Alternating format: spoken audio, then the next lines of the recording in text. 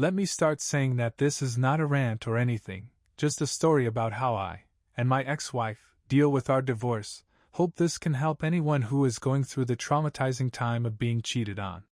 Allow me to start with some backstory. I am 68, meet my wife, F67, in high school when we were 15 and 14 respectively. We became great friends through the books of Mario Benedetti, and once we finished high school, we thought that was it since a few people maintained contact with their high school friends.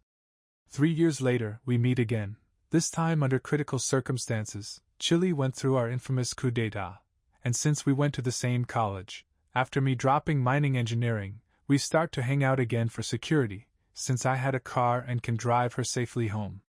Through all 1973 we became great friends again, and by 1974 we started a relationship. In 1980, we tied the knot and got married. She was happy, I was happy, we both land good jobs as teachers in our respective areas. In 1989 we had our first kids, 2 daughters we love with all our soul, Eliana and Gabriella, and by 1996, we had our son Alan. Everything seems to be great, and it was like that till 2012, where, after 32 years of marriage, she cheated on me with a colleague on a student's trip. She came back from that trip on a Sunday.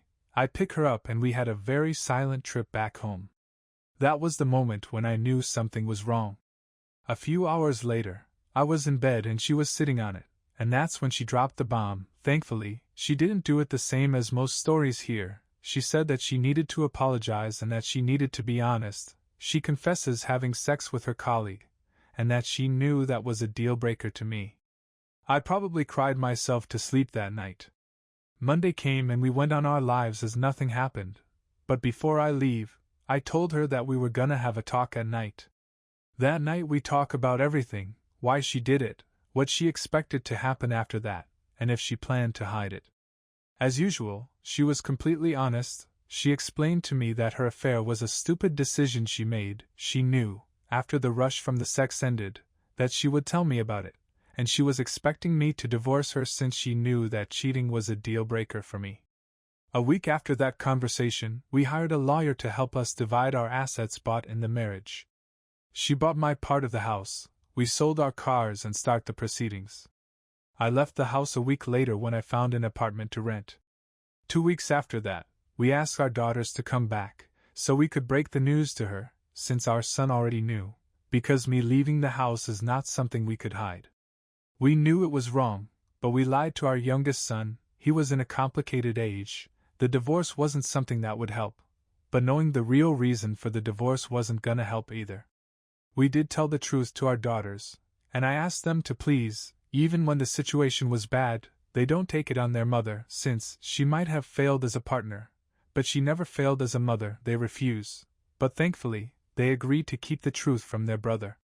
The law of divorce in Chile dictates that we need to be living in different places for a year before being granted our divorce, and a year later, and after a really hard year, where we deal with the repercussion of her affair from our daughters, the moods of our son for the divorce, and the stress of co-parenting, we reached the last week. I called her and asked her to meet me in a coffee shop. We had coffee and pastries and I asked her on a date, for your interest. No, I wasn't planning on taking her back. 3 days later, I visit my former home and arrive dressed in a good suit, and bring her a nice dress for her.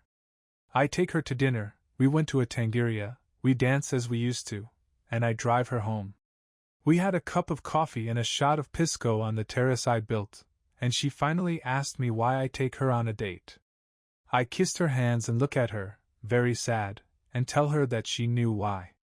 We both cried. I told her that she was the greatest love of my life, and she will ever be. She said that no matter what she did or what the future holds, I would also be the love of her life. Once I managed to calm myself, I kissed her cheek and left. The next morning, we meet in our local tribunal, and we divorced.